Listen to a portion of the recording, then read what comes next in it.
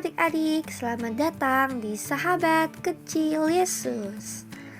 Adik-adik, pernah gak sih kalian itu mengalami sesuatu yang gak bisa kalian lakukan sendiri? Misalnya nih, kalian gak bisa mengerjakan soal yang sulit, lalu kalian minta bantuan ke papa atau mama buat bantuin kalian belajar. Atau kalian jatuh dan kaki kalian itu terluka, sakit banget. Lalu akhirnya kalian membutuhkan bantuan orang-orang di sekitar kalian untuk dibantu berdiri, dibantu buat berjalan lagi, seperti itu.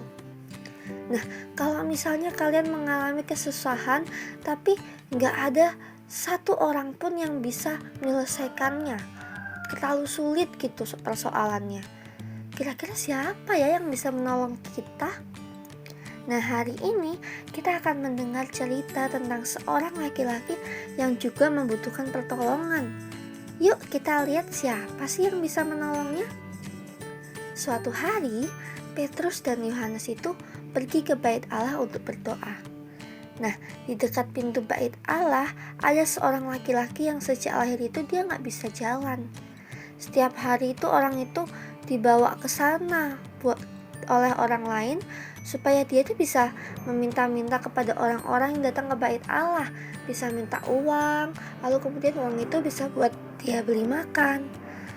Nah, ketika melihat Petrus dan Yohanes, ia meminta sedekah kepada mereka. Petrus kemudian berkata, "Lihatlah kepada kami." Orang itu mengira Petrus dan Yohanes akan memberinya uang, tapi Petrus berkata, "Emas dan perak tidak ada padaku, tetapi apa yang kupunyai kuberikan kepadamu. Dalam nama Yesus Kristus, orang Nazaret itu, berjalanlah." Petrus lalu memegang tangan kanan orang itu dan membantunya berdiri. Nah, saat itu juga kaki dan mata kakinya menjadi kuat loh. Orang itu langsung bisa berdiri, bisa berjalan, bahkan dia melompat-lompat sambil memuji Allah. Orang-orang melihatnya menjadi sangat heran karena mereka mengenal orang itu gak bisa berjalan. Mereka tahu bahwa ia itu memang sudah lumpuh sejak dia lahir. Tetapi Petrus menjelaskan bahwa orang itu sembuh bukan karena kekuatan Petrus atau Yohanes. Tuhan Yesuslah yang menyembuhkannya. Petrus kemudian memberitakan tentang Tuhan Yesus kepada orang banyak dan berkata bahwa keselamatan hanya ada di dalam Tuhan Yesus. Nah, adik-adik, sekarang coba kita pikirkan. Kalau kalian punya tugas sekolah yang sulit, kalian bisa minta bantuan ke guru atau orang tua. Kalau kalian sakit, kalian bisa pergi ke dokter minta obat.